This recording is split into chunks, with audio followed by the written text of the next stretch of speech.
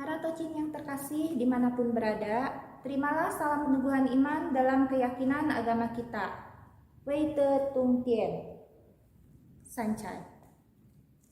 Puji syukur saya panjatkan kehadirat Huang Tian Sangti, yang mana pada saat ini saya dapat mengikuti lomba Ciangtao yang diadakan oleh Perkin dalam rangka memperingati kemerdekaan RI yang ke-75.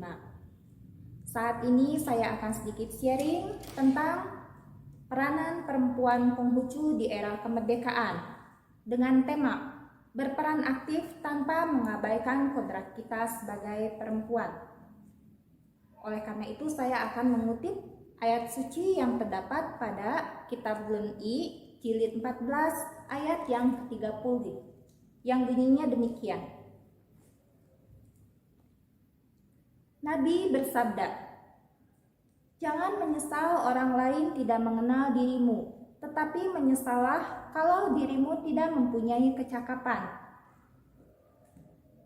Saat ini di zaman yang sudah modern, kedudukan kita sebagai perempuan sudah setara dengan laki-laki, di mana kita sebagai perempuan dapat berperan aktif di dalam bidang sosial, dalam bidang keagamaan, ataupun dalam pelayanan.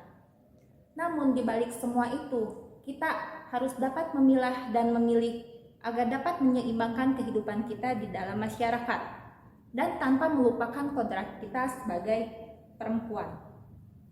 Untuk itu saya akan mengambil contoh sebagai berikut. Pertama, kita bertanggung jawab kepada diri kita sendiri sebagai perempuan, sebagai wanita, sebagai individu. Lalu kemudian bila kita sudah berumah tangga, kita bertanggung jawab terhadap suami, juga anak-anak. Selanjutnya kita bertanggung jawab terhadap orang tua, juga dengan saudara, baik itu kakak ataupun adik. Untuk ruang lingkup yang lebih luas lagi adalah kita bertanggung jawab terhadap rekan, teman, ataupun sahabat. Dari yang pertama adalah terhadap diri kita sendiri. Di saat kita masih sendiri, kita harus berbakti kepada orang tua, karena mereka lah kita bisa seperti sekarang ini. Kita dididik dari kecil, kita dirawat, kita diasuh, kita diberikan pendidikan yang layak agar kita bisa seperti sekarang ini.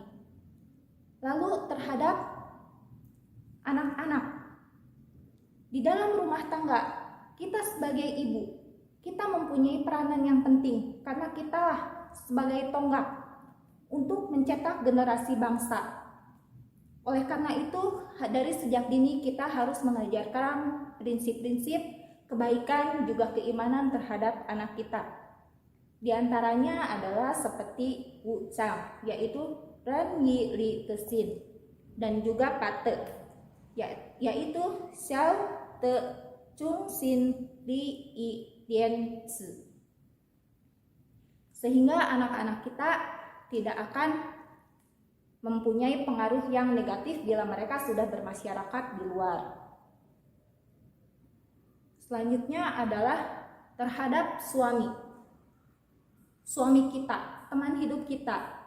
Kita harus bisa menjadi penyemangat, kita harus bisa menjadi pendorong agar suami kita bisa maju, bisa bergerak di dalam berbagai hal dalam kehidupan bermasyarakat.